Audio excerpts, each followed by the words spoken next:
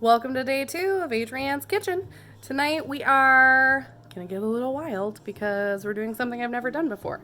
I'm gonna try and make ravioli from scratch in a low carb recipe. So this could result in me just consuming my calories via liquid.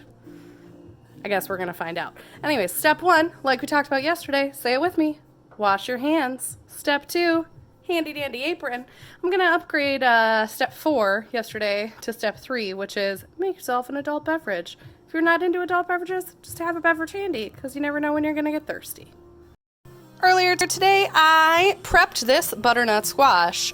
Fun fact, if you do not wear gloves while slicing a butternut squash or peeling a butternut squash, it will produce an enzyme that will dry out your hands.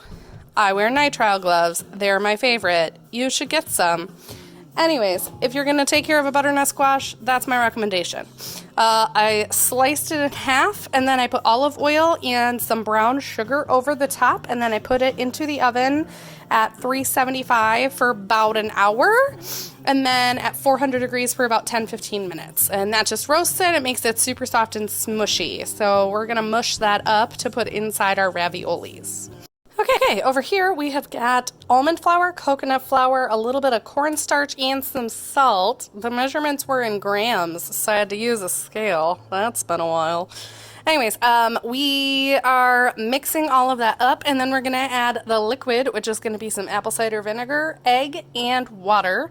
I will include a link in the YouTube description of the recipes that I use to make the actual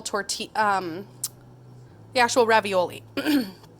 It's not the full recipe that I'm following, it's just the ravioli part. So I'll include that and the details in the YouTube video for everybody.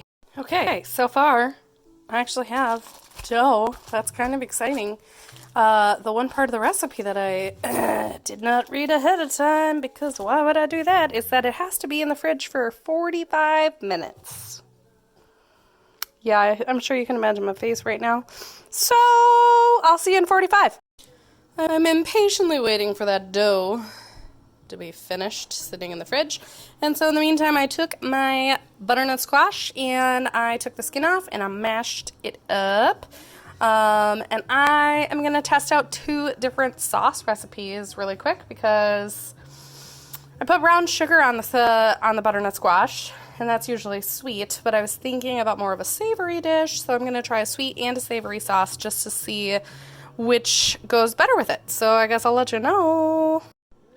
We still have like 15 minutes left on that dough.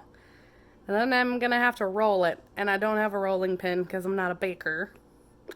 Why did I choose this? Great question. Because I didn't just want to cook a squash. I wanted to be crafty. Make something special. Exciting. So we're going to see how this goes. Also, sweet versus savory. Savory is the winner. I think, so I did some butter, brown sugar, and a little bit of cinnamon. And it is delicious with the butternut squash. Very much a fall, like, dessert almost like treat. Like, I would be willing to stuff a dough and then do like a cinnamon sugar on top because that was very sweet and tasty. The savory, I decided to go with butter, a little bit of heavy cream, Parmesan, garlic, and thyme. And that was just really, really savory. Also mixing butternut squash with ricotta. I would not have expected those to go well together, but somehow they're super freaking tasty. Anywho, stay tuned for the next update when I finally get to pull the dough out of the fridge. I'm also not a patient person. Like, why would I choose this? We'll see what I do tomorrow. Y'all, I told you it'd be Narnia. Every time it snows, this happens. A coating of the trees, a coating of the vehicles. It's still snowing. Okay, so I pulled the dough out and I flattened it using my white wine vinegar, and it's not really doing so hot here. So I'm gonna have to adapt. I'm thinking about which options I can do for this now. I'm wondering, yeah, I gotta think about it. Okay, so ravioli didn't work.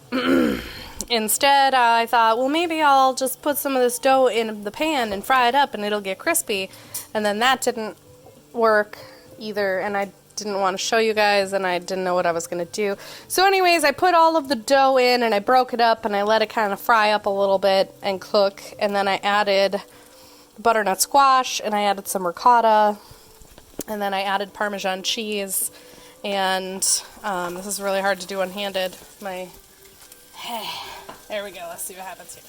Yeah, and it just cooked up, and it's super tasty. It's just really, really ugly and not at all ravioli. But you know what? That's what happens sometimes. Sometimes you set out to do something and it doesn't work the way that you expected it to. 10 out of 10. Best meal I've ever had. Thanks, babe.